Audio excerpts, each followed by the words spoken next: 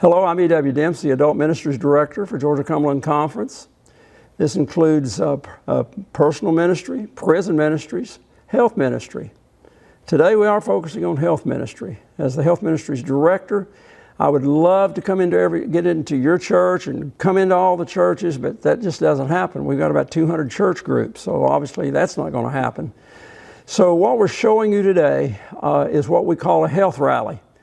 This is where we go into the church in the afternoon, a 3-hour session, and as we think about the different principles of health from the biblical standpoint, generally it's 8 categories. Now there's some different titles out there that people use. We've got creation health. We've got some of the others that are out that's got the letter C in it for choice.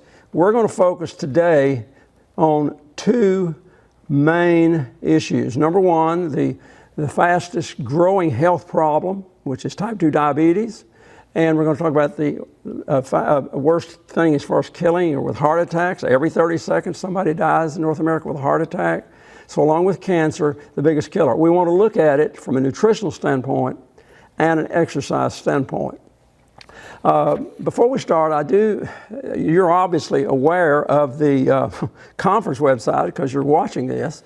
I do need to mention the North American Division website because they have a lot of help so that you as a leader should be aware of that. And that's NADHealth, NADHEALTH.org. So just keep that in mind as we go through. And so before we start, we're going to have a word of prayer in just a moment, but we're going to look at a couple of verses, one from the Bible and one from the Spirit of Prophecy. My helper today is Paulette, and Paulette is going to help us. As some of you know, most of you know, I'm virtually blind, so we'd be stammering a lot here if we were trying to let me read these things. So she's going to be helping us a lot today. So Paulette, would you start off with this text from 3 John verse 2? Beloved, I wish above all things that thou mayest prosper and be in health, even as thy soul prospereth.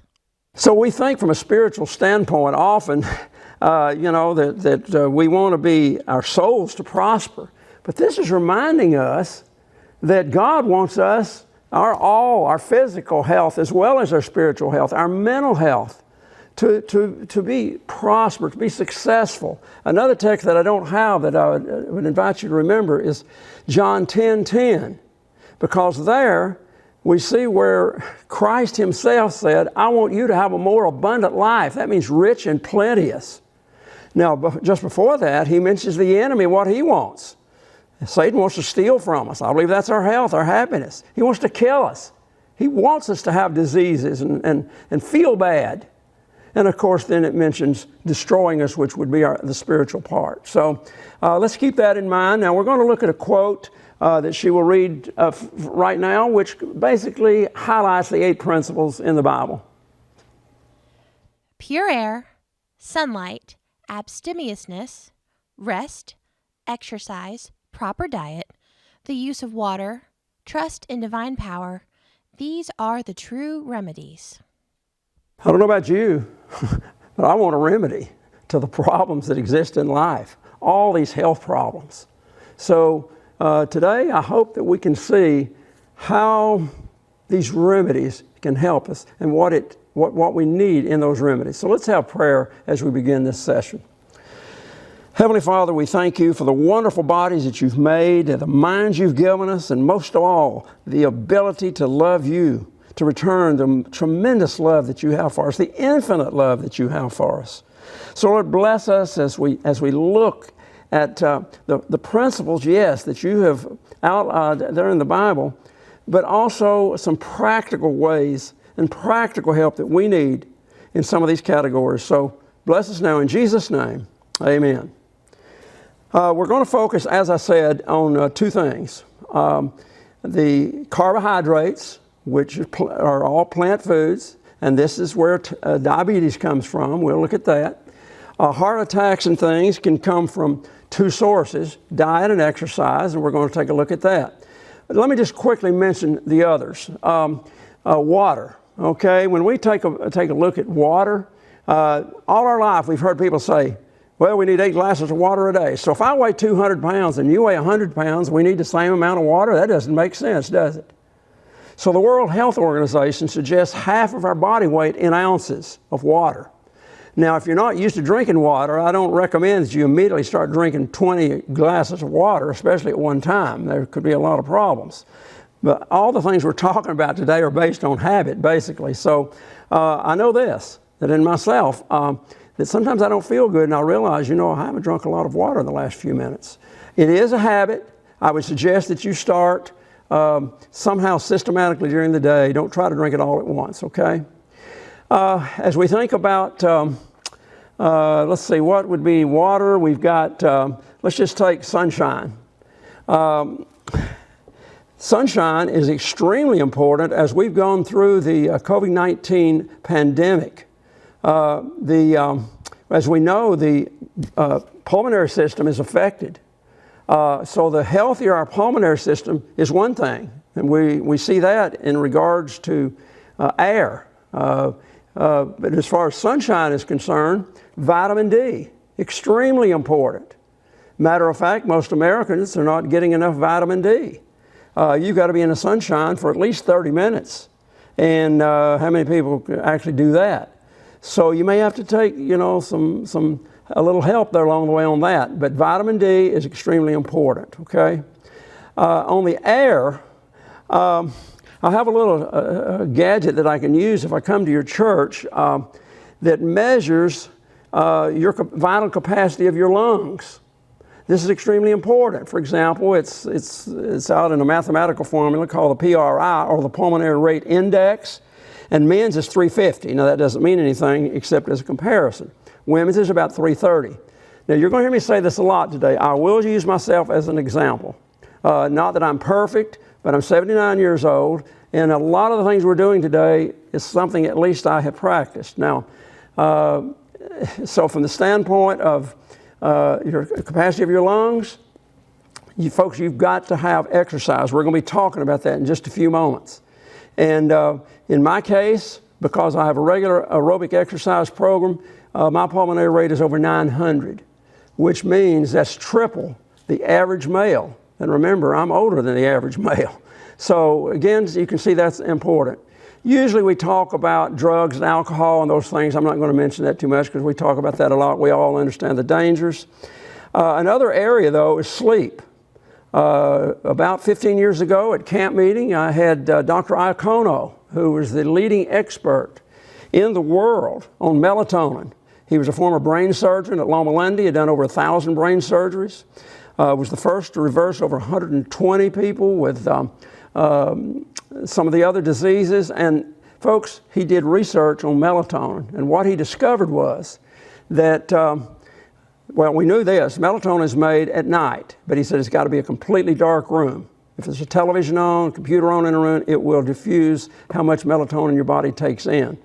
And he said that you need 30 milligrams of melatonin a day, which in turn makes the serotonin in the daytime. So it's important to get rest, folks, especially, whatever. It's going to vary as far as age is concerned. I mean age, but also the amount of hours. So the last one, of course, is trust. So right now we're going to go ahead and start with exercise, which is the thing we're going to focus on. And you may say, why exercise? Well, I promise you that most of our churches, we have people come in and talk all weekend about nutrition. So I'm going to show you a few things. So we're going to start with the first test here. I lean a lot on research.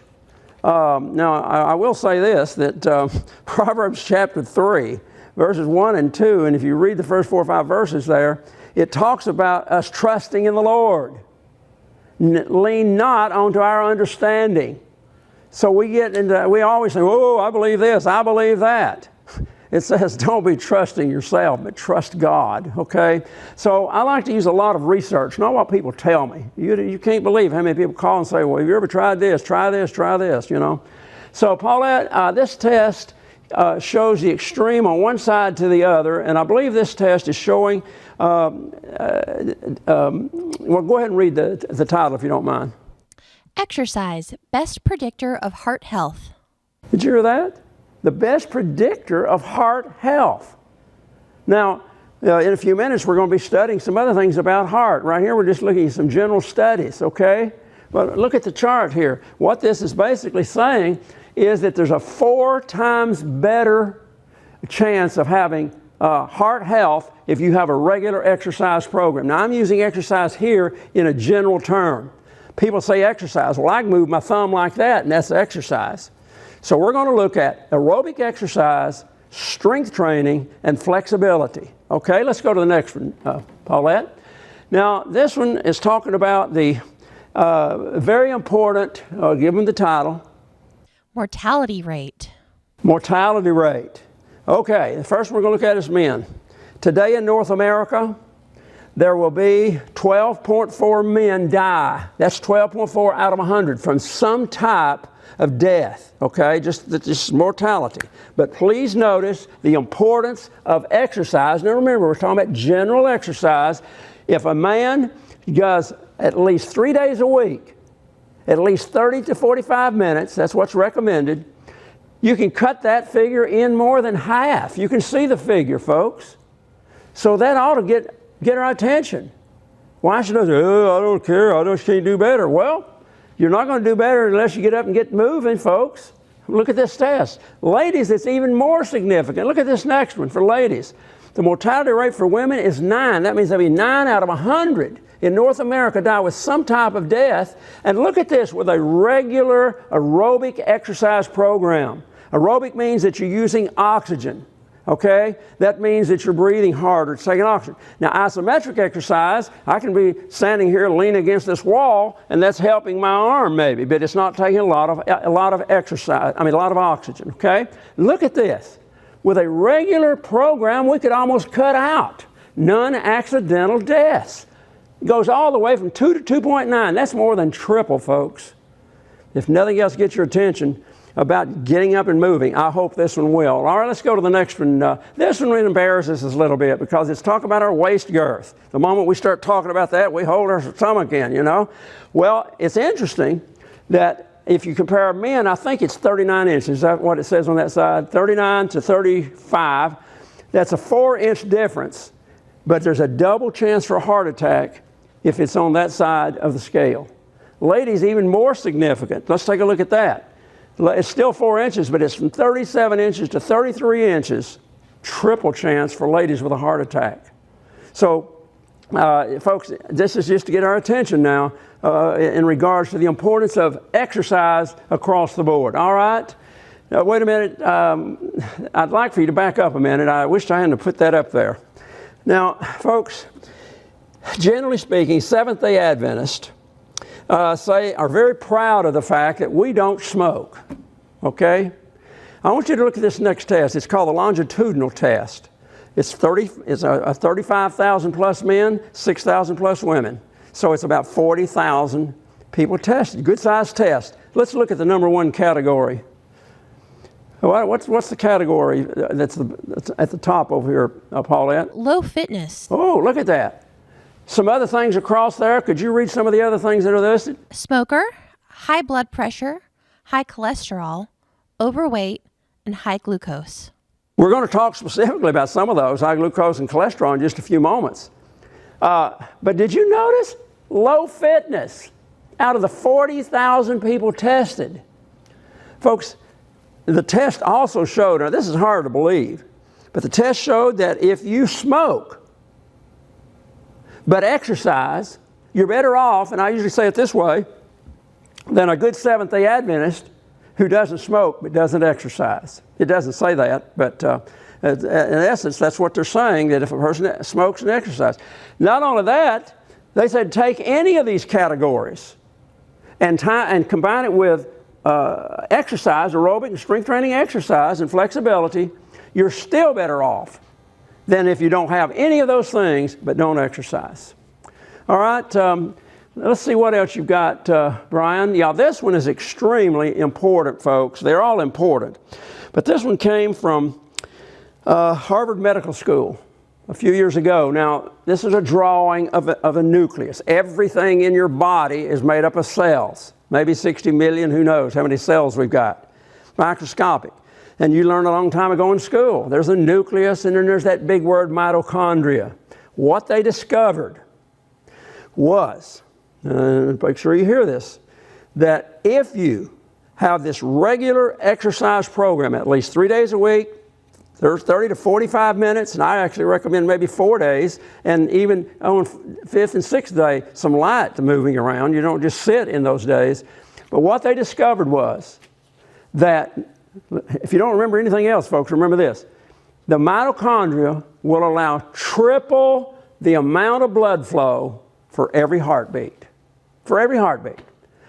Now, generally at this time, I have the people in the audience, we check their pulse rate. Okay, the pulse is, of course, blood squirting through your arteries in your body. Okay, the average for men, 72, average for women, around 80. Okay, different reasons why that may, we're not going to get into the different reasons that might alternate a little bit. Okay, but stop and think of what I just said. Every second that passes, blood is squirting from the bottom of your feet to the top of your head to your brain to keep you alive. You can live for a while without water, a few days without something, but you can only live a few seconds, not very long, at least without air, which is carrying oxygen. So, what did I say? Triple the amount of blood flow. I'll use myself as an example. I am a former coach. I coached many years with football, basketball, baseball, had a girl go to the Junior Olympics in track, all kind of things. But as a coach and as an athlete in playing sports, I never was into long distance running. But about 30 years ago, probably, maybe somewhere in that vicinity, I decided to try it. So I started out at a quarter of a mile, around whatever it was, around the gym. So I got in a quarter of a mile, did that 3 days a week. Then, in 3 weeks, I went to a half a mile. That's okay, I did it. Then 3 more weeks, went to 3/4 of a mile. Folks, I built up to 8 to 10 miles doing that. Your body will adjust. Now, you're going to hear me say this. If you are over 40 or over, and maybe even younger, make sure you clear with your doctor. I had a cousin that died at 33 with a heart attack.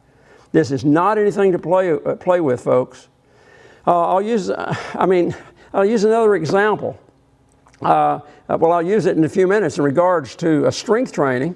But I'm going to show you how a lady went from barely able to walk to walking 5 to 6 miles. Your body will adjust. Don't tell me it's too old. Not many people older than 79. And if I do it, you can do it. But it takes time and patience. And I'm going to go through that in a few minutes of how to get to that point. We will come back. I tell you what, I'm going to cover this one, I think, right now while I'm on it. In a few minutes, we're going to be talking about carbohydrates and the prevention of type 2 diabetes. This same test showed that if you walk for 30 minutes after a meal, it'll bring your sugar level, it may have gone up. It may have gone up to 130. And if you walk for 30 minutes after a meal, it'll bring it back to where it was before you started or lower. So keep that point in mind. Again, the importance of movement. You know what we like to do? We stuff ourselves. Just think about it. Thanksgiving, we stuff ourselves, we can hardly move. So what are we going to do? We're going to sit down there like we're drunk or something instead of moving and helping you get rid of some of the sugar, okay? All right, I believe that that's probably where we are. Yeah. So here's what we're going to do. We're going to talk about aerobic exercise, okay? We saw the test series that shows how important it is, all right?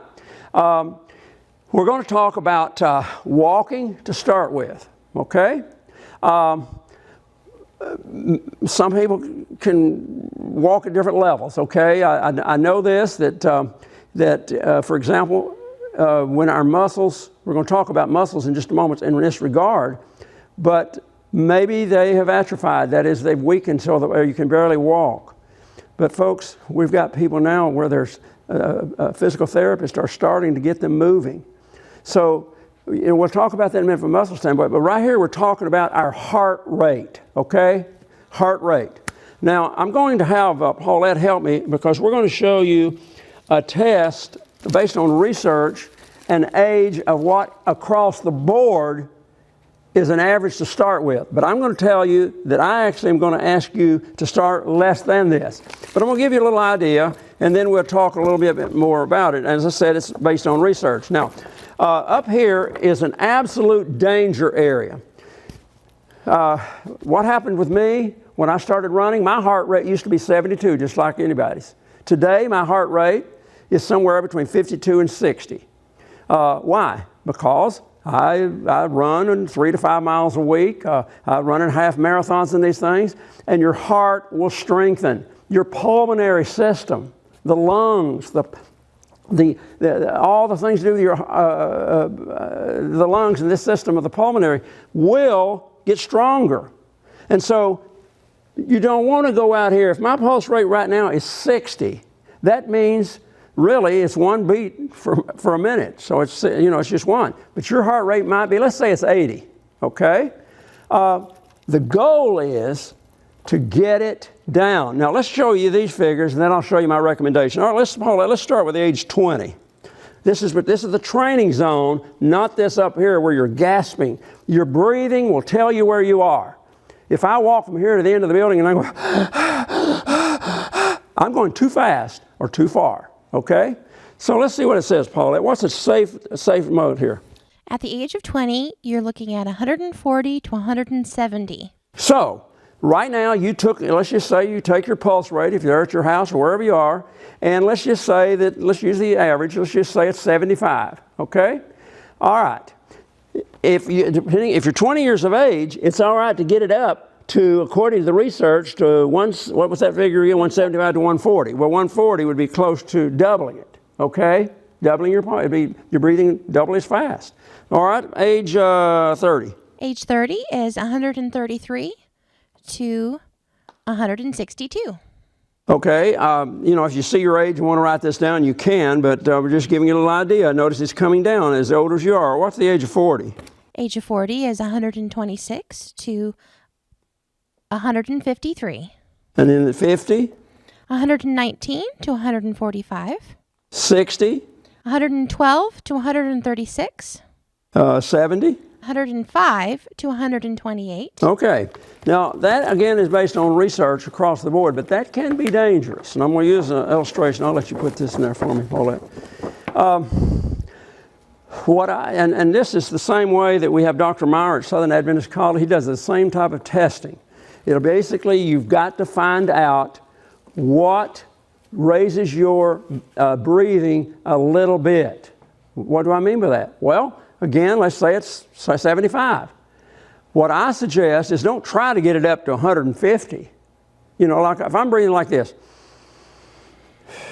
and then I'm going, that's probably twice as fast. Okay. What you want to do, as what I suggest, is don't get it over 100. Find what it takes to get your heart rate to 100. Is that clear? Get it to 100. Now, it might be walking this fast. If you normally walk this fast, you may be walking just a little bit faster to get it to 100. When it gets to 100, that's the level you want to, based on doctors helping you, if you're a heart patient or whatever. Remember, we're talking about average situation here. Now, if in about 3 weeks, like it did with me, you should strengthen it to go a little bit more.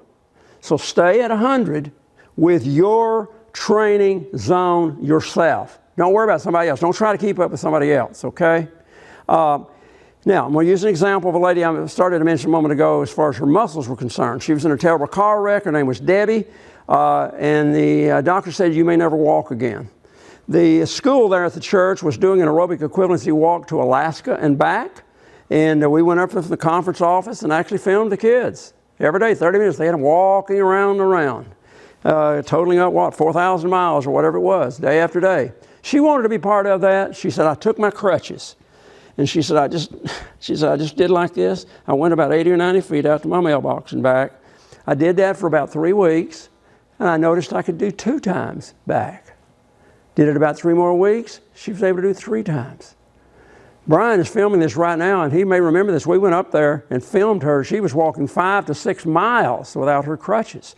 So folks, don't tell me that your body won't adjust. It will. but it takes effort, and it takes planning, and it takes the desire to stay on schedule, not just when you feel like it, okay? All right.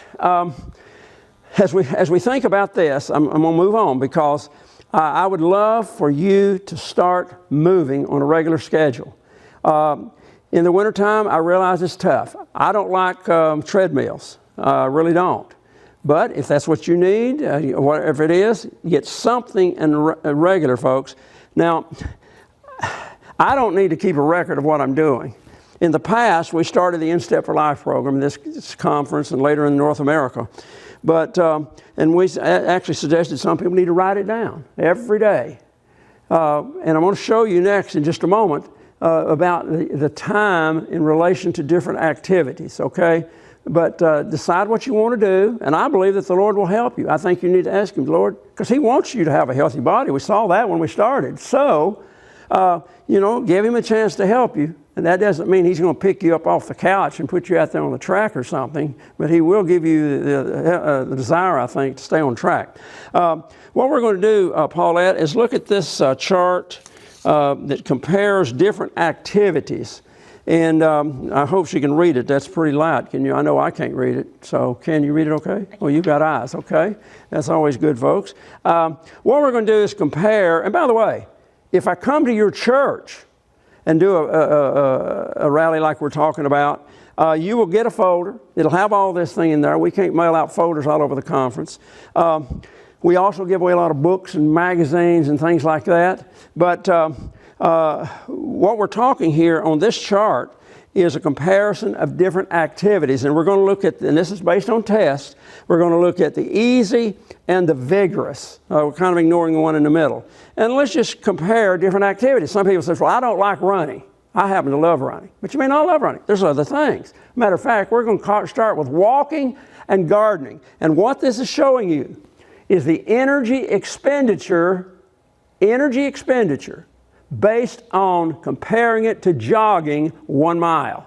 How much energy would it take for you right now to run a mile? Okay, this is how much you've got to walk. Let's start with walking, Paulette.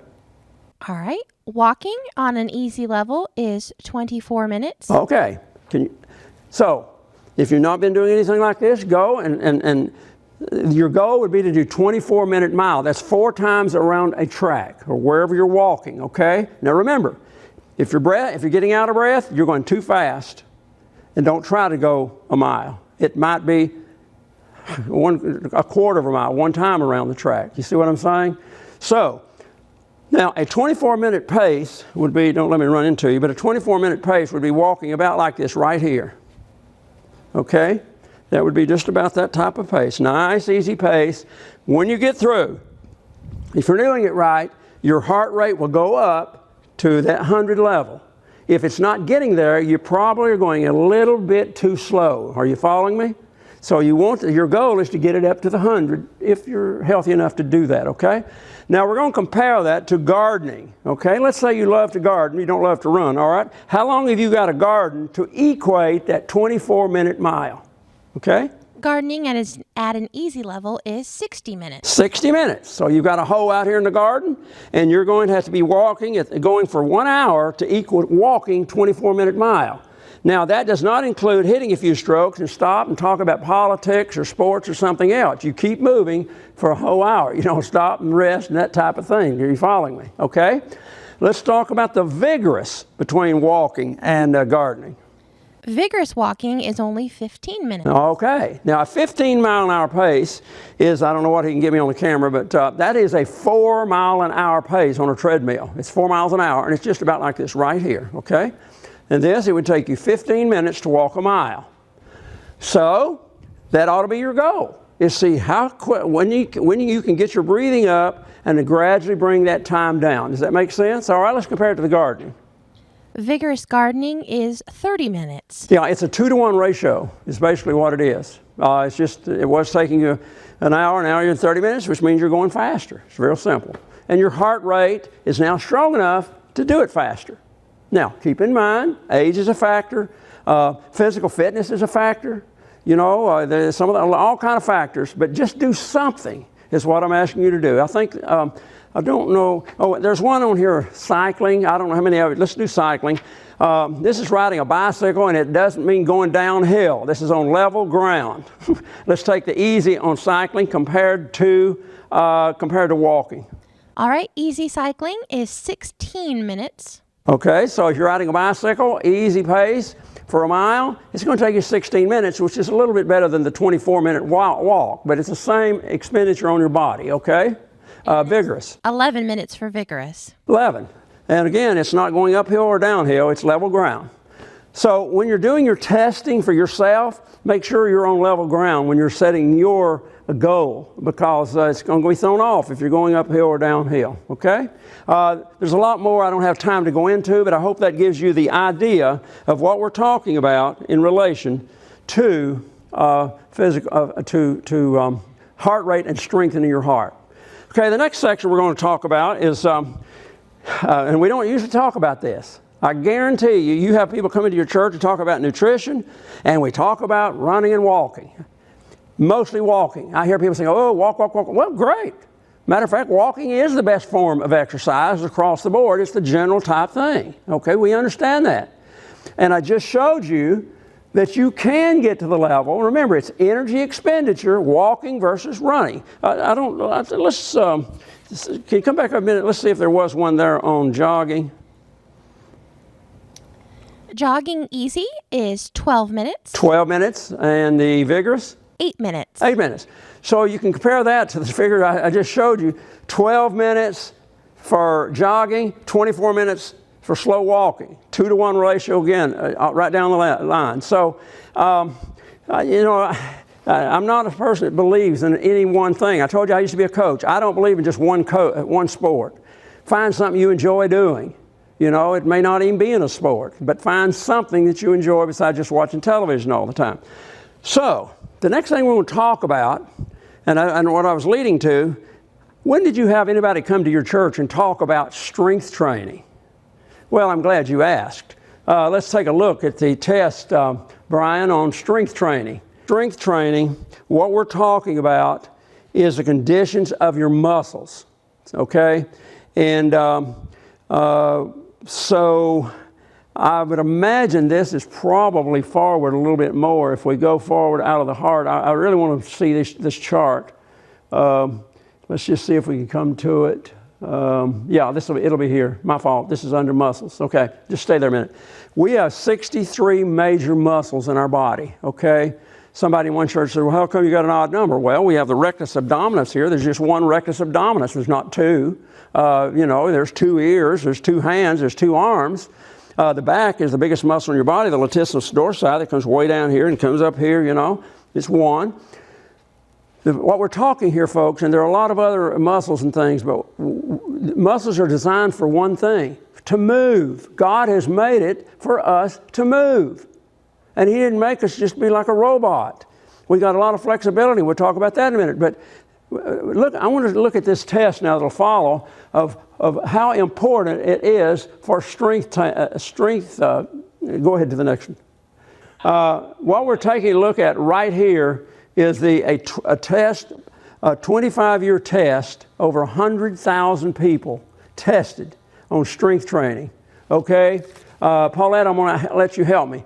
What they compared was a person that did aerobic exercise versus one that did not do aerobic exercise. Okay?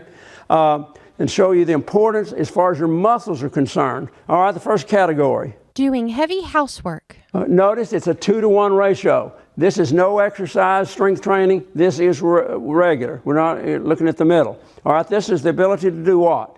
Walk half a mile. Again, you can see the importance of strength training, and I want to talk about this for a moment. In your thighs, you have 3 muscles, one on each side, one in the middle, okay? You don't just walk. The muscles pull your leg forward. And so if these muscles don't exist, there's nothing to pull the leg forward. And so the better condition these muscles are in, the easier it's going to be, less effort it's going to take. So you can see the importance of strength training right there in walking a mile or half a mile, whatever it was. And what is this category? Walk up 10 steps. Same thing. you can see the importance of conditions of your legs. All right, what's this one? Lift 10 pounds. Lift 10 pounds, okay? Maybe you want to be able to lift 10 pounds of groceries and nobody's around to help you. You know, I don't care how old you are. Again, if you're older, strengthen your muscles. I mean, because I know that as we get older and the muscle tissue weakens, again, we maybe don't have much strength. But we can strengthen this with, with a regular program. Let's go to the next category, which is, what does this one say? Dressing. Dressing. Well, look at there. That's got a lot more muscles involved and always putting the clothes on. And you can see, and this one is what? Bathing. Bathing, same way. Somebody at our conference office said this got their attention. That's the ability to get on and off the toilet by themselves. About a 2 to 3 to 1 ratio. And then the last one over here is eating. So folks, that shows you the importance of it. So what are we going to do? I've got some charts. Paulette, if you can come up and help me hold these up. What we're talking about, I'm going to tell you what I do as far as the program is concerned. I don't know that he can pick this up on there or not. Okay, he said not. So what I do, again, at 79 years of age, I do 400 sit-ups a week. That's 4 days a week, 100 sit-ups. This is rectus abdominis. I want to make sure that muscle is in good condition, okay? You can do push-ups. You can either do regular push-ups or modified push-ups. There is one called tricep push-ups, which I'll just kind of demonstrate right here. If it was on a chair, I don't recommend this for most people, though, to start with. On this one, you're actually helping the triceps, or the muscles behind your arm. You have 3 muscles here. Biceps, you have 2 here, okay? You have one here called the radialis. And so you want all the muscles to be in good condition. And so you could just see that a little bit on the chart up there. What I do, I also work with dumbbells, anywhere between 10 pounds and 50-pound dumbbells. You can do, there's a pull-up bar they put indoors. You can put your feet in a chair, whatever. It can be modified pull-ups. Something to strengthen your arms, okay? And not just your legs. We mentioned the legs. Now, you got to be careful with the legs. An isometric exercise that's good for you is, again, I don't know if he can show this over here. Probably not. Well, if you were leaning on something like the wall, you can lean like my legs are bent right here. And that way you're not hurting your back or something where you're trying to go up and down with it, strengthen your legs. But on the arms, it's important, so I want to stress this. You breathe out when you lift. Now, I usually use an example on this. If I've got a person standing here, let's just say this is a person, and they're blocking and they're in the way. Let's say it's a car, but I'm comparing it to a person. So the car's in the way, and we need to move the car. Nobody's out there. I'm the only one that can move the car because you're driving it. So I've got to push real hard. So am I going to breathe in when I push or breathe out? Am I going to go, no, I'm going to go, you're going to breathe out. So when you lift, and I usually have this in the audience do this, but I'm just going to quickly suggest, if you're wanting to help your biceps, you've got some weights in your hand, it'd be better to be light than too heavy. And when you get ready to lift, you're going to take a deep breath and breathe out.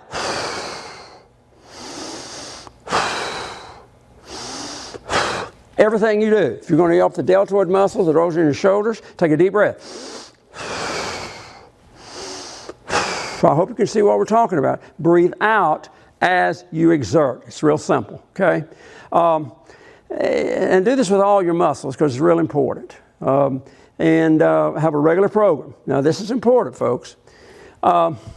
When you lift, how do you get stronger? Because those tissues, because they're lifting, it strengthens the fibers. But if you came back the very next day and did the same thing, it's not had much of a chance to heal, so you're doing more damage than good. So you don't use the same muscles 2 days in a row. Lifting today, rest tomorrow. That way it can expand a little bit in its growth, if that makes sense. So remember, mix up your lifting, whatever it is, every other day, at least 3 days a week, okay? And the breathing, as I said, is real important. All right, we're going to go to the last category, which is flexibility. And this one is simply stretching. All right, why would we stretch? Well, God has given us the ability to have muscles, and they're fastened to bones, to other bones, or to other muscles.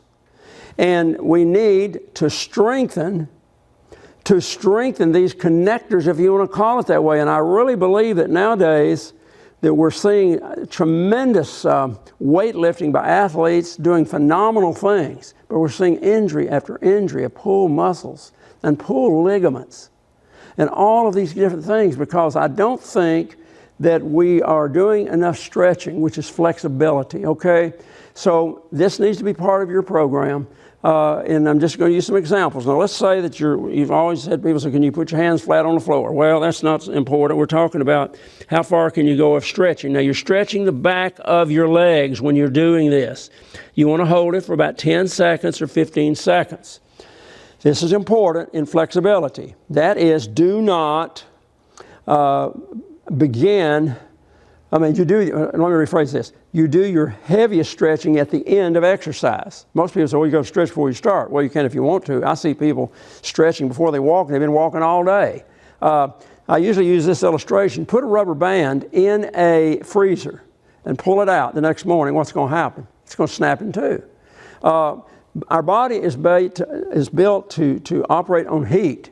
So make sure that before you do some stretching, don't just jump out of bed and start, make sure you do this after you've done whatever other exercise, sit-ups, push-ups, whatever you're doing, or walk some. And you can do all kinds of things. If this was a live session, I have everybody come up and stand, and we do things like you may stretch this way. You're stretching the opposite side. You can stretch your neck. You can lay your neck here. You can lay your head, all kind of ways to stretch. Just find ways to do it. Stretching your arms. I don't care what you do, but just do some things which is stretching all kind of ways, okay? And I even practice a golf swing by coming back, I'm stretching this way, and I may stretch out this way, but just make sure that flexibility is part of your regimen. And so, folks, I hope this has helped a little bit. To challenge you by showing you the importance of these forms of exercise. Remember, aerobic, strength training, and flexibility for total fitness. There are coaches in areas, usually it's part of a business, but they will help you. In our conference, of course, Dr. Meyer at Southern Adventist University is one that helps a lot of people in the area around the college. So if you have any questions, you can call me. My phone number is 423-667-5420. But again, folks, it's better to err on the side of safety and caution. Make sure if there's any questions that you talk with your doctor before you start, okay?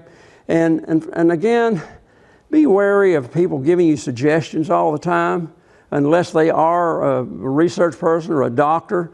There are a lot of people that have had a lot of success doing things, but that doesn't mean it's recommended for you, okay? We're going to take a little break, and then after this break, we're going to come back and begin talking about nutrition in regards to a healthy body. In this session, we're going to focus on the dietary factors of two main health problems. The fastest growing health problem in the country, type 2 diabetes, the fastest health growing problem in the world. Matter of fact, the World Health Organization says that type 2 diabetes will be so bad by 2050, 1 out of 3 people on the earth will have type 2 diabetes.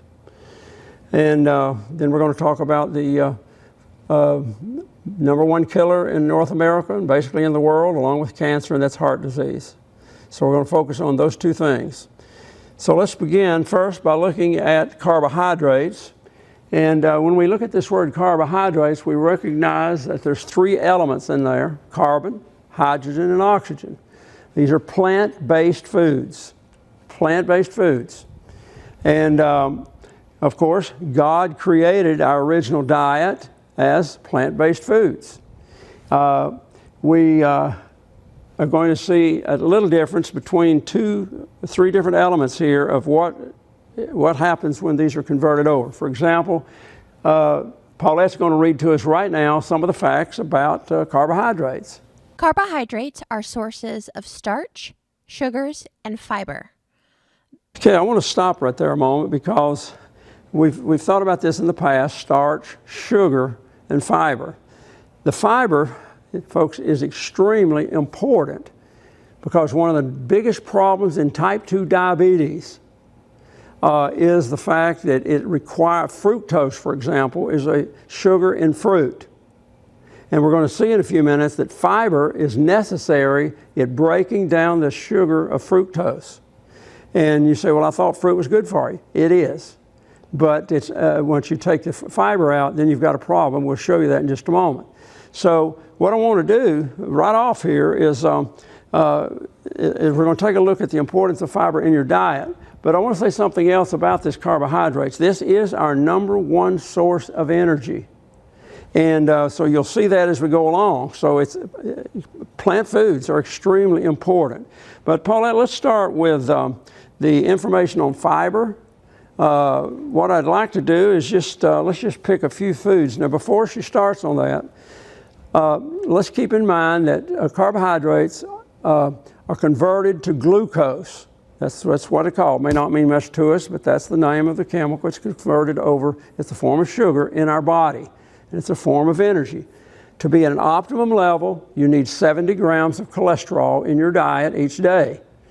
Once it gets over 100, then you're starting to get into becoming pre-diabetic. Once it gets to 130 on a regular basis, then you are regarded as a diabetic by physicians and blood tests. So what we're going to do in a few minutes is compare some of the foods. But it is so important before we get to that point to understand, are we getting enough fiber in our diet? So what we're going to do is look at a few things. Now there's another couple of principles I want you to remember. We tend to talk about grams, but to the average person, what's a gram? So what we're going to do is compare teaspoons. Most of us know what a teaspoon is as far as volume of sugar.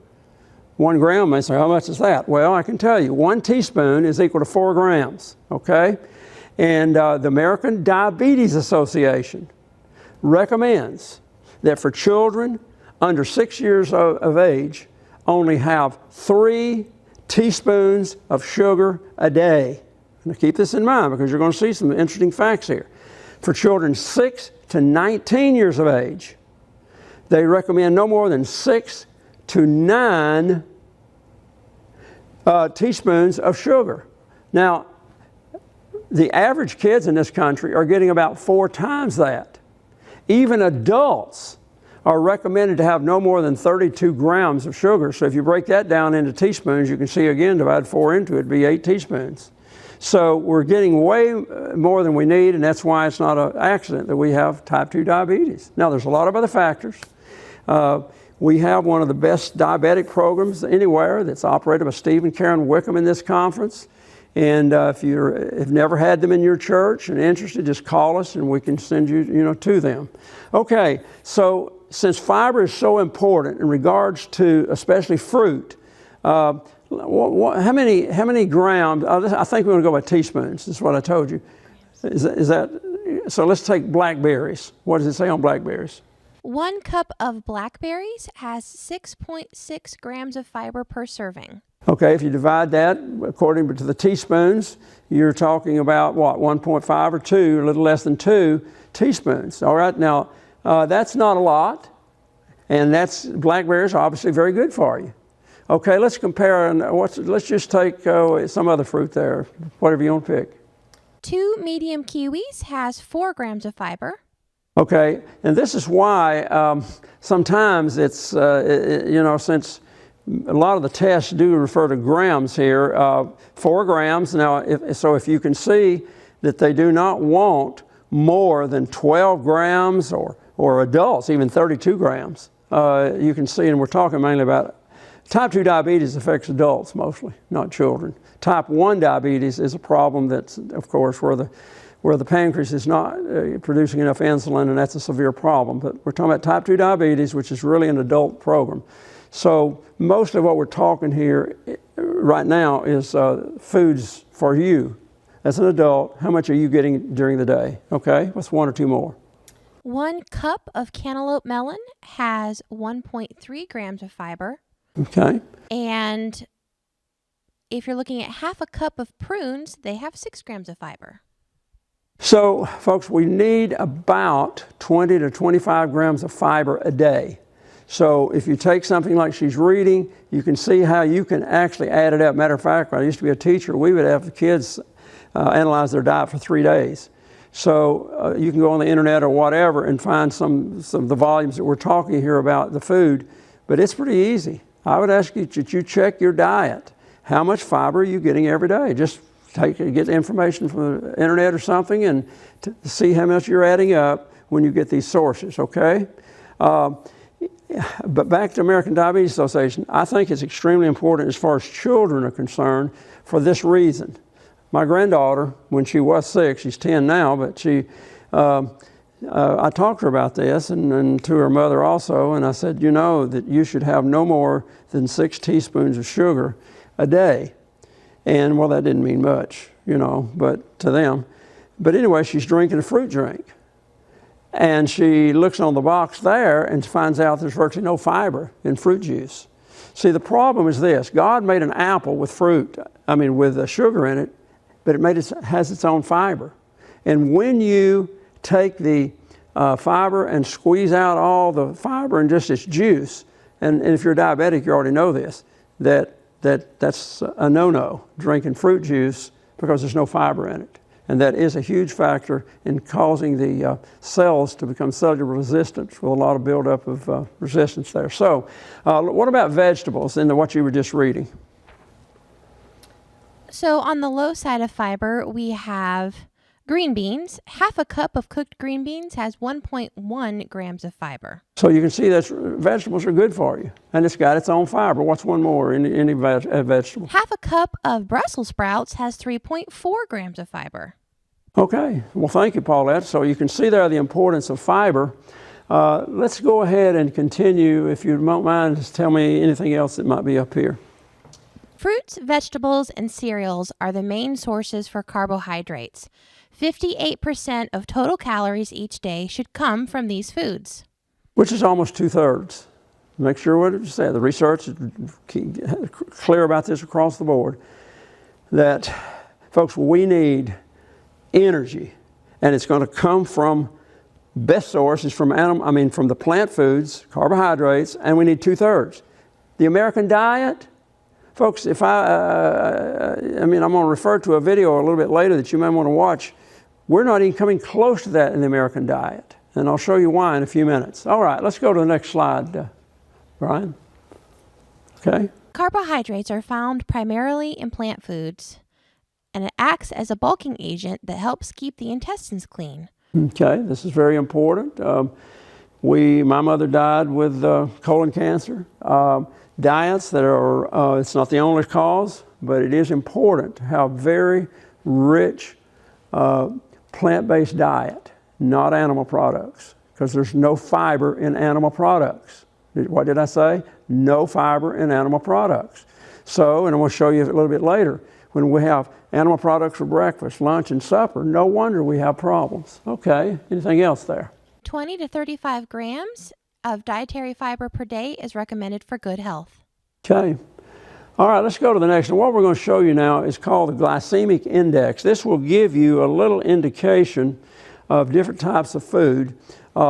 It's a chart to compare so we can understand clearly the different kind of foods we're eating or should be eating or should not be eating. Okay, let's go to the first one, which will be grains. And what we're going to do is look at the lowest amount on the left side, and down at the bottom, the highest example. These are all examples, and you can buy books in bookstores that has every food exists, and even fast food stores and things like that. But Paulette, what's up here on the left-hand side would be one of the simplest things we can eat with... We have pasta, which is at 64 on the glycemic index. Pasta. Now, it doesn't matter what kind of shapes it comes in.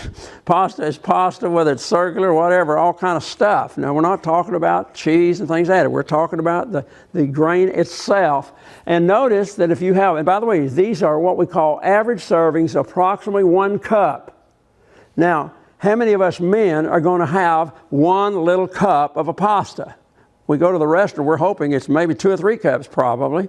But 1 cup, 64 grams. Your blood sugar level will go up to 64. Is that good? What we say, it should be 70, so that's good, all right? But what if I eat 2 of those? Well, now you can see it starting to add up, because what I'm going to show you is what is the glycemic level for the day. This is where we get into trouble. But now let's look over to the extreme bottom on the other side, and what have you got, Paulette? We have French bread, which is 136. Now, French bread, naturally, what goes with pasta? French bread. And now you tell me, what man, I don't know about women, but I know that if I'm having French bread, I don't want one little piece of bread. You probably eat 2 or 3 or 4, so you could run that figure up really high. Now, I hope you see what we're talking about, folks. It's not an accident in the American diet and on the world diet of what we are eating. Now, what I'd like for you to look at in here, Paulette, see if you can find, I believe, rice. Let's start with the left side. I think you'll find, let's start with white rice on the right side. White rice. White rice has 126. Okay, did you notice that, folks? Now, I've been in India, I've been in the Philippines, I've been in Nicaragua, I've been in Puerto Rico. These countries that are all the staple food is white rice. And a normal serving, now I say 1 cup. I've gone to some of these restaurants where it's like a big plate full of white rice. But just 1 cup of white rice raises your blood sugar level up to 126. So you can see, take that and go with the pasta or anything else that you may have besides that. You can see how easy the sugar level can go up. Now, look at brown rice on the left-hand side. Brown rice only has 79. So which would be better for you from a rice standpoint? Obviously, brown rice. Well, how come we don't have a lot of it? Because it's more expensive and it's cheaper for the companies to have the white rice, and we eat it and we see the sugar results, okay? Let's go to the next slide. This one is cereals. And folks, I'm going to ask you to go down the aisle at any grocery store. Look at the back of the ingredients. It's supposed to list whatever the highest level is in that. But it can be deceiving because it may say sugar, or it may say corn syrup. It may say fructose. You see, it may have different forms of sugar listed. And a person may say, oh, it hasn't got a lot of sugar in it. And they're ignoring the fact that corn syrup has a terrific amount.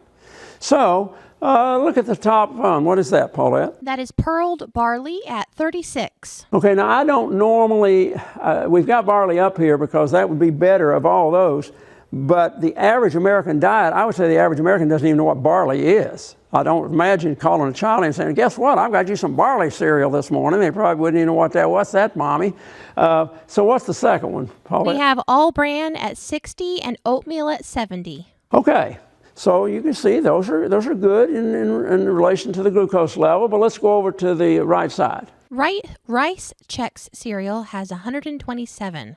So all cereals aren't created equal, and what we're trying to show you, folks, is that the volume in our American diet is really the source of the problem, along with not having enough fiber and that type of thing. Let's go next to the next category, which will be fruit. Now, as I said a moment ago, God made fruit. So we're talking here about the fiber in the fruit. That's what we started with. Okay, what's the simplest up there? Cherries is 32. 32. Now I want to show you the high one over here, which is watermelon. Watermelon is 103. So technically speaking, you could have 3 servings of cherries to equal 1 serving of watermelon. So all I'm show you here, folks, is that we need to be aware, especially if diabetes runs in your family, or if you're already a pre-diabetic, you can do something about it. Folks, I got to tell you a little story. As I said, we have this diabetes program with Steve and Karen Wickham, and it's in many of our churches. And we were in a church not too far from where I live. And there was a guy who came who had taken karate, and since I had taken karate, it gave us something to talk about. And he was not a Seventh-day Adventist. And 6 months later, we had a follow-up program. And I hardly recognized him. He had lost 44 pounds, and he wasn't even diabetic. His wife was. That's why she was on 1,000 units of the medication. But he wanted to encourage her. Well, he started learning these things, and he said, E.W., I just changed my diet.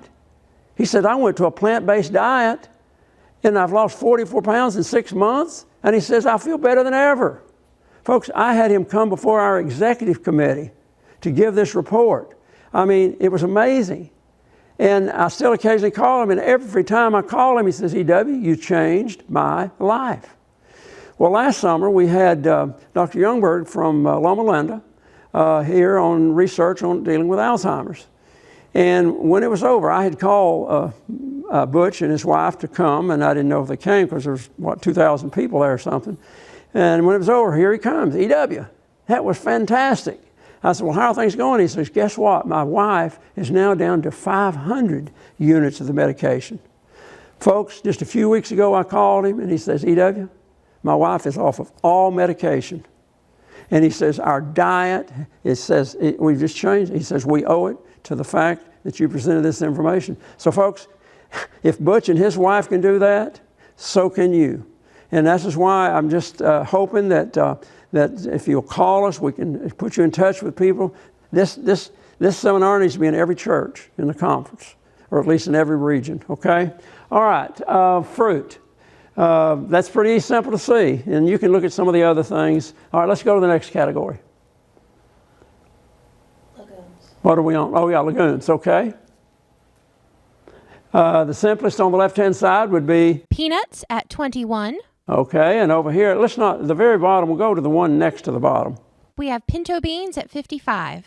What was that? Pinto beans. Okay, so again, the scores you can see are really relative to what is good and not. Now in this case, Paulette, see if you can find over here a baked potato on the right-hand side. Baked potato is 121. So a baked potato has got quite a bit of sugar in it, as you can see. Now, this is an average-sized potato. I had one recently, it looked like it was about that size, and then sometimes they're small. So again, we're talking average size. But again, maybe you didn't realize how much sugar's in a baked potato, okay? Now look over here to sweet potato on the left-hand side. The sweet potato is 77. So again, which would be better for you from a sugar standpoint? It's obvious, isn't it? So this is just part, folks, of being educated, and now hearing facts is one thing, but doing something else about it is different. Butch Oliver, he heard, and he did something about it.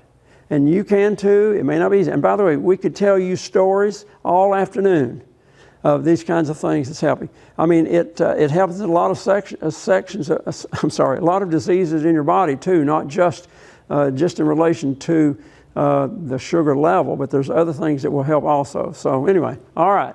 The next category, I believe, is kind of a summarization just of the sugars. The sugars, as we all probably know, we're talking here, the white sugar is sucrose, okay? Fructose, we've already mentioned. We've got maltose, we've got lactose, which one we just covered. And so these are just some of the different types of sugars. Now, what we're going to do is give a little practical look here. Paulette, if we can come up, and I think we're going to look at this one first, what type of, how much sugar is in some of these foods? We kind of looked at it then, but this might give you in teaspoons now a little bit better, and it may say both. All right, what's the first one? The first one is chocolate milk. 1 cup has 6 teaspoons of sugar. Yeah, I notice I like that 6 teaspoons because remember what I said? Children should have no more than 6 teaspoons in a day. And that's 1 chocolate milk. Okay, what's the next one? Coca-Cola, a 12-ounce glass has 9 teaspoons of sugar. So if a child had chocolate milk this morning and a Coca-Cola or some Coke drink or whatever during the day, they're at 15 teaspoons already, well over what they should be. So you can begin to see that's just part of the day. Who knows what else they're getting? Let's just look at what is this one. That's applesauce. Sweetened applesauce, 1 cup, has 10 teaspoons of sugar. That one will surprise you. Sweetened, 10. That's a lot. What's this on the left, right to the left of that? That is a thick shake with 13 teaspoons of sugar. 13 teaspoons of sugar? You're at the level of even adults should have really no more than that, because 4 times 13 is even above the 32 that they recommend in grams. So you can see, again, how much of these stuff we eat. What about this one? Frosted chocolate cake, 1 piece, is 14 teaspoons of sugar. So let's get this straight. You had frosted cake and a shake all in the same day. What's that total up to? 14 and 13. 27. So you can see, folks, that's grams. Is that was grams or teaspoons? Teaspoons. Huh? Teaspoons. Teaspoons, that's what I thought. So it's way over in grams. So what is this one? Low-fat fruit yogurt, an 8-ounce serving is 10 teaspoons of sugar. And we say yogurt, I thought that was pretty good for you. A lot of sugar. Okay, I think that gives you a little idea. If you don't mind, let's take just a quick look at this chart because not that one, that's the wrong one, sorry. Okay, this one will get your attention too. Comparisons of what's good and bad. Okay, Paulette, what is this? 1 chocolate peanut candy is equal to 9 strawberries. Now this one is actually comparing fats, but it also gives you the same idea as far as sugar. I mean, imagine how much sugar's in this compared to the strawberries, and this one on grapes is real interesting. 5 pounds, yes, pounds of grapes is equal to 1 chocolate chip. Well, we don't have to go any farther, I don't think, to get you to see, folks, how much better it would be to use God's diet, fruits and vegetables. And all I can tell you is that we first of all, of course, need to. By the way, we need to know what our glucose level is. I recommend. Well, doctors recommend every 2 years, but folks, I think if at all possible, have a test every year. I talk to people all the time. They don't even know what their glucose level is. No idea. Until they go to the doctor, and the doctor says, well, your blood sugar level is really high. We were doing some in a community down in South Georgia, and we did testing, and this young lady came in, and I mean, she was, I guess, 30 years of age, beautiful girl. We found out that her cholesterol level was way above what it should be. You're going to hear me say in a few minutes, most people say 200, hers was over 300. But I'm going to talk to you later of how it needs to be better than even 200. Her sugar level was way over 200. I mean, she was just headed for deep trouble. And she had no idea. We see this all the time. So please, folks, have tests done regularly so you'll know what your glucose level is and not get caught with these problems, okay? Because we can do something about this if we just change our diet, okay? Okay, we're going to now go to, we're going to switch over. We were just talking about the fastest growing health problem. Now we're going to talk about the number one killer. And I've already stated it at the beginning. Every 30 seconds, somebody falls or dies with a heart attack in North America. What causes that? So we're going to take a strong look at this. First of all, this is your heart. Heart is about the size of your fist. It's made up, of course, of arteries and all the different parts that enable the blood to go in and out of the heart. But it's basically a pump. And what's amazing is that from the time we're born to the time we die, that heart never gets to rest, except in between beats. Remember what I told you earlier about my pulse rate? It used to be 72 and now it's 60 or 57. My heart gets to rest about 15 beats every minute compared to the way it used to be. Over a lifetime, think about that. I think if my heart could tell me and could speak to me, it would say, thank you, W, for giving me more rest, because it's going slower in between. When it's going like that, not much time to rest. So the heart muscle itself is important. But what we're going to look at it now is from a nutritional standpoint, because we've already looked at it from an exercise standpoint. So let's go and look at this next picture. I don't know how well that shows up, but go ahead and read that, Paulette. The opening of a normal artery should be about 4 times the thickness of the artery wall.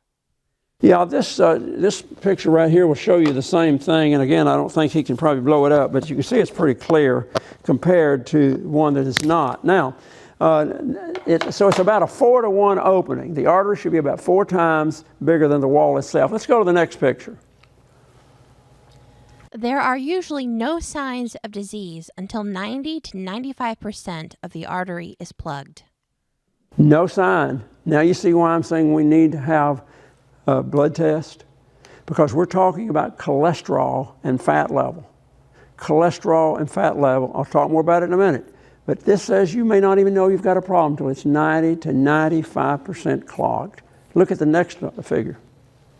This artery is 99% plugged with buildup of cholesterol and plaque. We're going to use this module right here to kind of illustrate what we're talking about. This artery on this side is like a clear artery. The red represents oxygen going through to every part of your body, every cell, to keep it alive. Otherwise, that cell won't last very long. Over here, we have a problem. This problem, which we call plaque.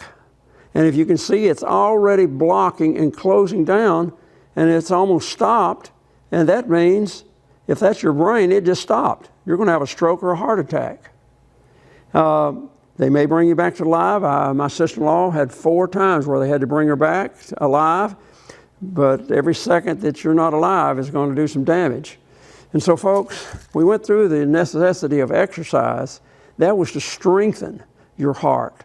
But this has to do with diet. So what in the world would cause all this yellow stuff?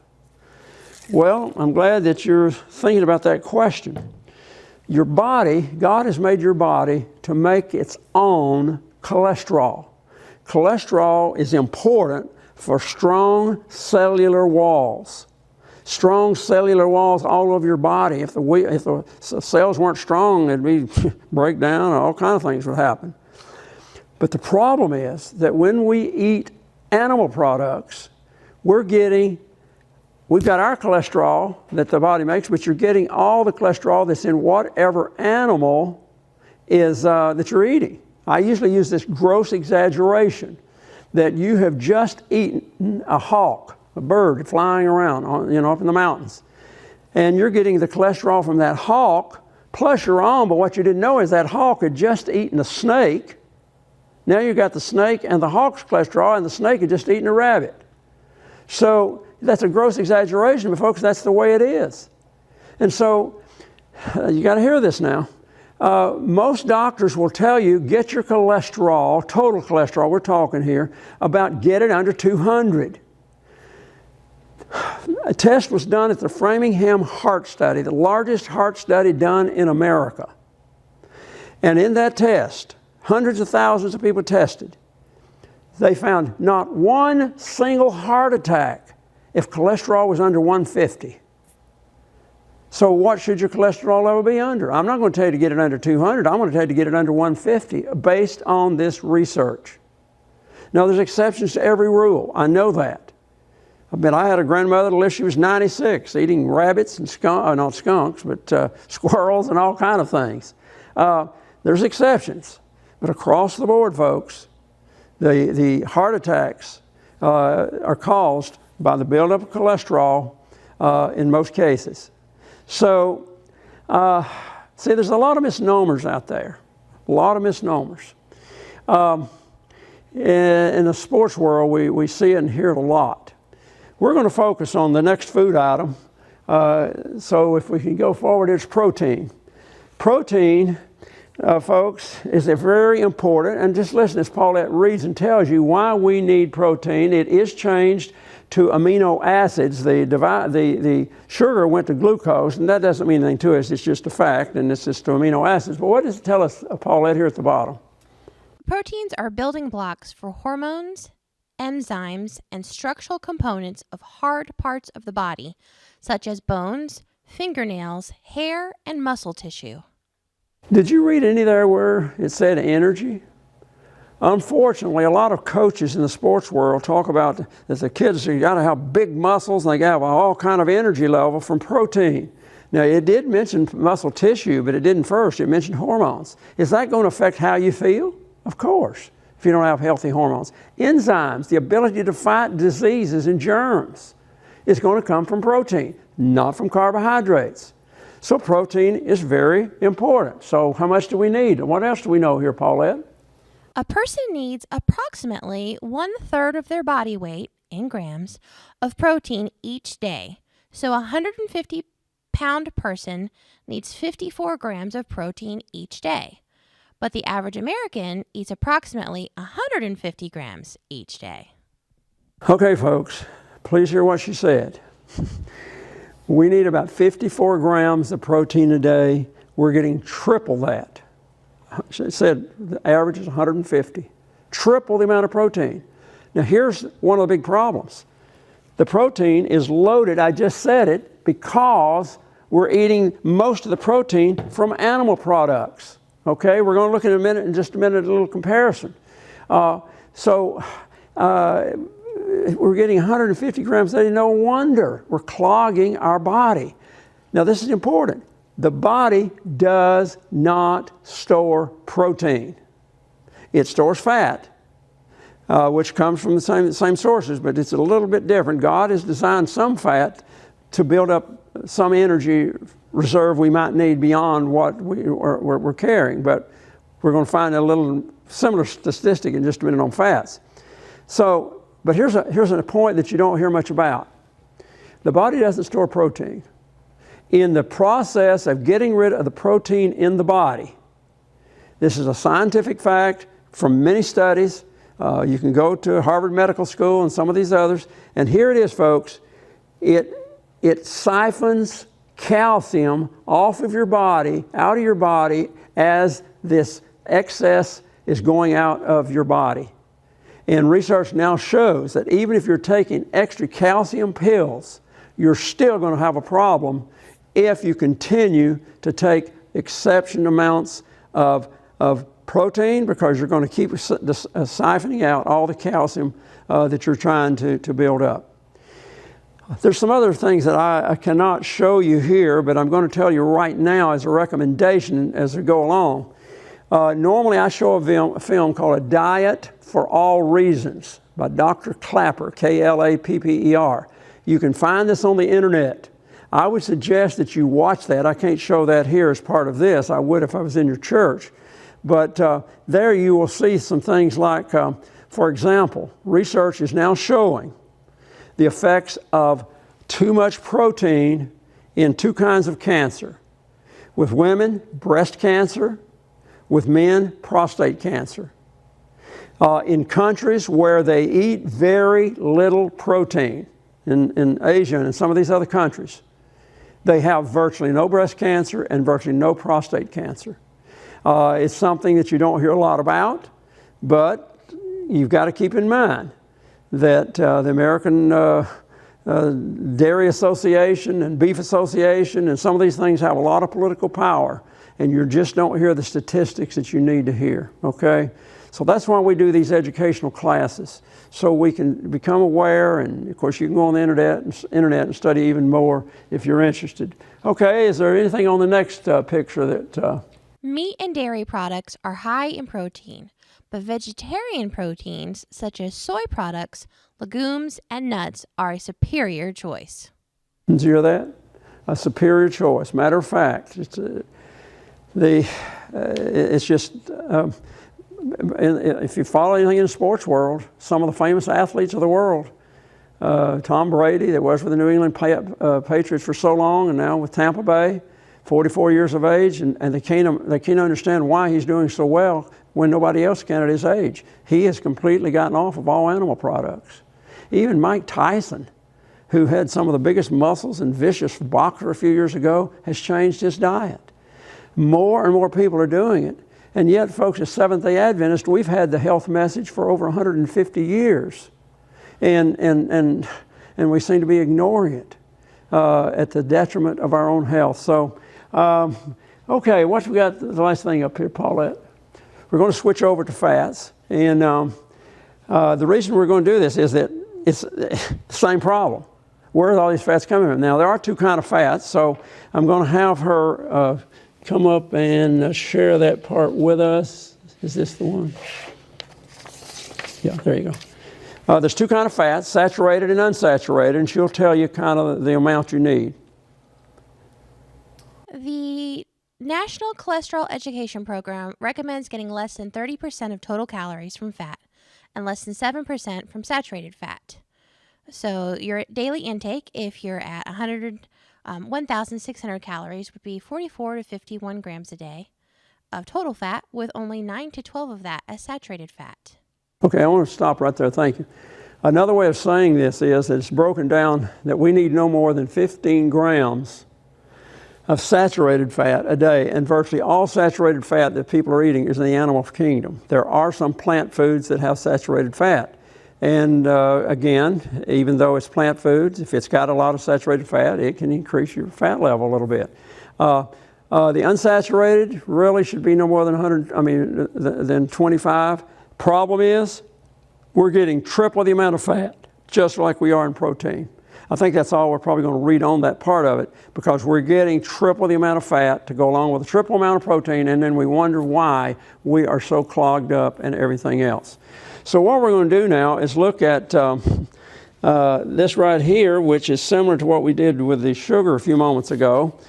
Some practical foods that we are eating, and you'll get a little idea of the kinds of food that you're getting a lot of fat in, and also protein, because it's going to be synonymous for sure. So Paulette, how much is this hamburger?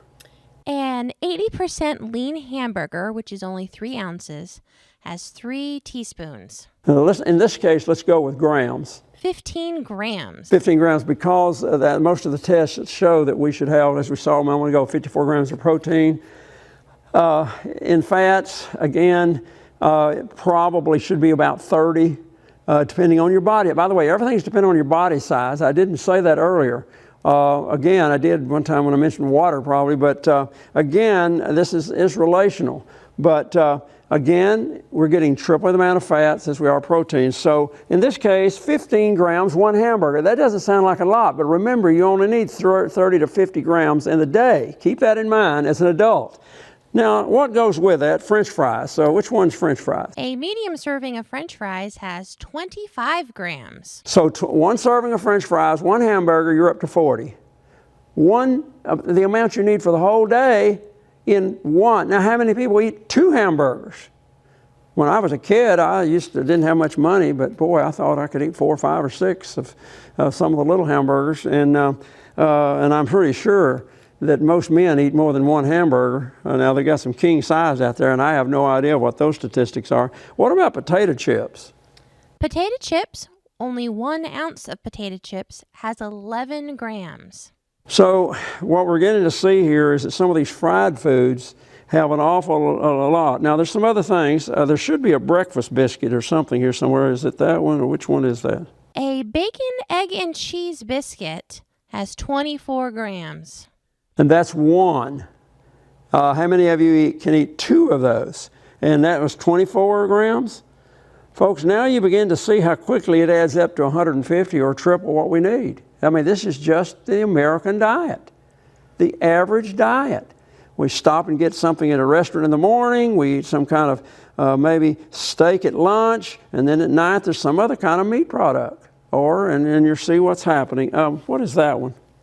Chicken nuggets, 6 pieces, has 20 grams. Yeah, often we hear people say, well, chicken doesn't have much fat. Wrong. As you can see, 6 pieces. I don't know how big they are. It probably tells. But was it 20 grams? Now this one I know we don't want to hear. Let's see what that one is. The beef hot dog has 13 grams. Okay, again, I remember when I was a kid in high school, I ate meat then, and I remember eating 8 hot dogs at one time. Can you imagine if an adult was doing that today? And while on that, let me just use myself as an example again. I ate meat until I was a junior in public high school, and my family and everybody continued to eat meat, but I decided to become a vegetarian. But folks, my cholesterol stayed over 200.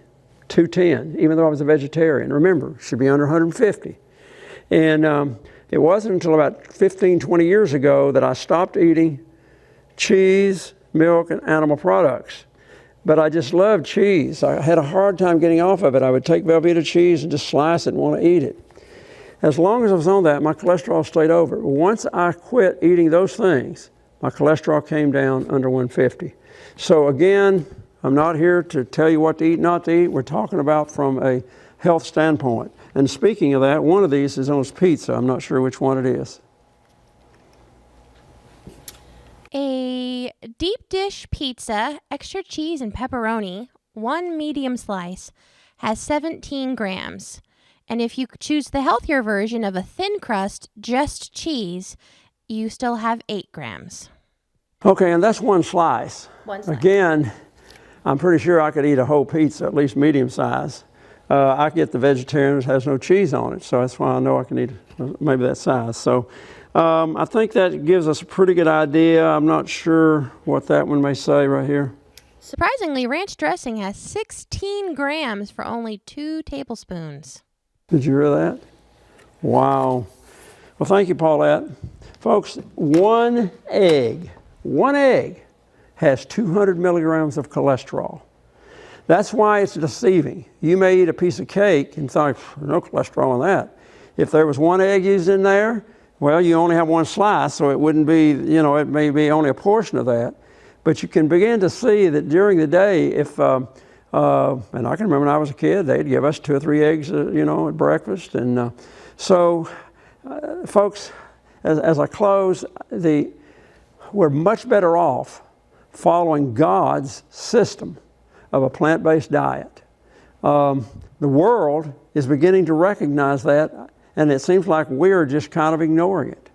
We're seeing many, many people that are recognizing what seems to be much better for them. So, as we come to a close on this, I would recommend, if I can find it here, maybe it's right here, I don't know. I guess I don't. Anyway, there is a magazine that you can get at the ABC, Amazing Health Facts. And it's got a lot of information like we've been talking about today. And if you ever have any questions, feel free to call me. You've got a phone number, 423-667-5420. I would really love to come to your church, at least regionally, so that people can come from other churches and get a little bit more than what we've done today. But we hope this helps you recognize some of the important facts, especially with type 2 diabetes and heart disease. Okay? I did not say anything today about some of the other vegetables, such as minerals and vitamins. Those are, of course, extremely important in regulation of your body and your body systems and general health. But we focus, as I said, on the number one killers that we can do something about. So we're going to close with prayer. I hope that you realize to look at your system and ask God to look at what you need to do. It's your body, but it's really God's. Let's pray. Father God, we thank you for creating our wonderful bodies. We realize that this body is really the temple for the indwelling of the Holy Spirit. We are to do the best we can to take care of it. As you know, Lord, we are all creatures of habit. We come from all kind of backgrounds. And as you know, we struggle with a lot of these things. But we know that you're there to help us. You have told us just to call upon you. Jeremiah 33:3, call upon me and I will answer you. You have promised to give us the strength and the power. We recognize this as John was taken into the throne room of heaven, Revelation 5, verses 11 and 12, that Jesus was worthy to receive power, wisdom, wealth, strength, honor, glory, and blessing. And Lord, as we as Christians, that we can lean upon you to show us where we need to make changes and to give us the help to make them. So bless each person that's watching this. Bless our health leaders as we work to show people better ways for their health and the community. A tremendous way to reach the community. We thank you in the name of Jesus. Amen.